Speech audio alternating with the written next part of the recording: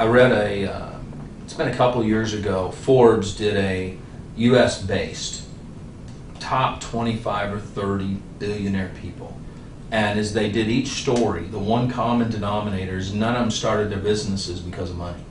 They all wanted to change the world in one way or the other, from Oprah to Bill Gates to Steve Jobs. I mean, it was amazing as you listen to these people's stories or read them, that they all had that one common denominator. And some of them now are the ones that have gotten on board and are giving the majority of their legacies to charities. You know, Right. And I thought, man, here it is, he or she's saying it here, but now they're actually walking their walk over here. And I think if more of our company owners would get back to the basics, you know, and BK Barreco, one of my good friends, did this a couple of years ago, and his company's been going like this ever since. He said, you know, I'm going to change my comp plan and get it back to the sweet spot.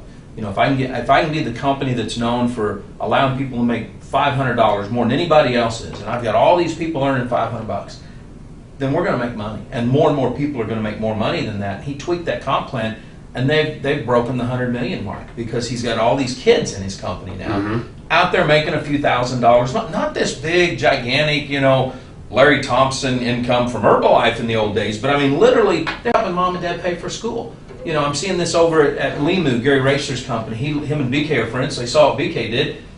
He did the same thing. Now he's got kids going to college, not quitting college, but paying for that college. Supplementing their income. And I thought, man, this is what it was about in the old days. And as I studied, even back when Glenn Turner, I mean, his whole thing, and people don't know this, almost every employee he had working for him was handicapped in one way or the other.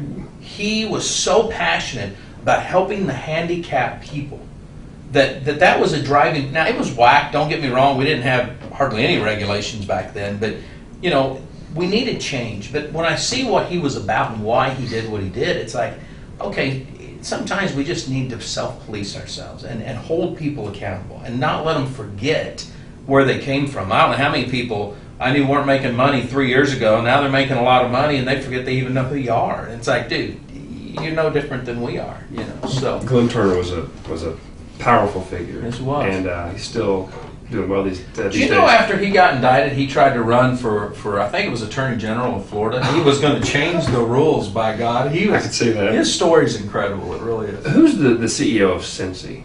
Auerbach? Oh, yeah, I know who you're talking about. Okay, he had a quote, and it's consistent with where I think we're going. And he says that it's imperative for companies to build up trust. It is. And if you don't have a mission or a cause, and you're not transparent and authentic, the marketplace will beat you up. You're not going to make it. So by having a powerful mission, you align people around you, and then you build up trust over time. And that's how you build a legacy. That's how you build a powerful brand. And I'm a believer in eating my own dog food, right? I always ask myself, what would I want my son to do? And that has driven a lot of my decisions. Sure.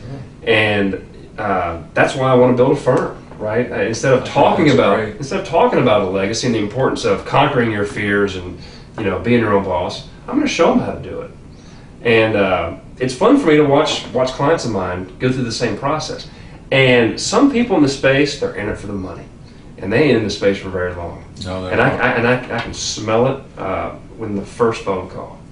And then some people, you know, they have their hearts in the right place, and if they hang in there long enough, they make it. I wrote, or didn't write, I've written an article on it, but I've watched a TED video from Simon Sinek, Start With Why. And one of my clients, Ocean Avenue, when they first launched their company, we watched that video. I was there in the formation of that, and the whole concept that he talks about revolves around Apple. And he said, you know, when you see how Apple's just a computer company, but yet everybody has the product, and it's because of the I. He said the I stood for individual. And he said, when you can build a company where you always remember it's about the individuals, it's about the people that we're impacting and how we impact, and we impact them on their level, not necessarily on our level.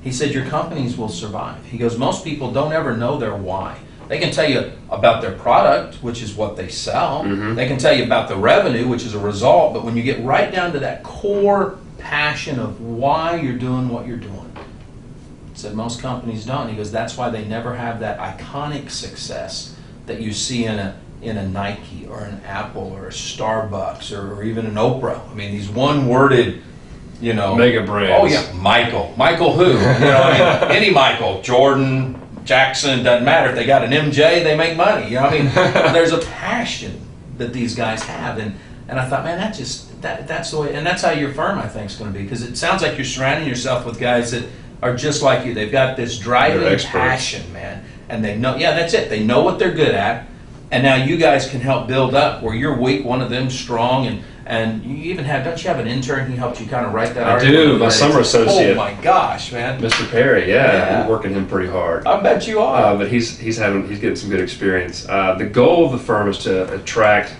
really talented people, and we do it with a very generous pay plan. We just pay more than the average law firm. The goal. How many levels deep does that go? 3 levels. 3 levels? We got a 5% check match. I've thought about incorporating a check match. Oh my gosh. So when a lawyer recruits another talented lawyer, I want there to be an incentive for that person to train them. I'm like, we got to do a check match. Oh, that's out of the box. That's out of the box, man. That's great.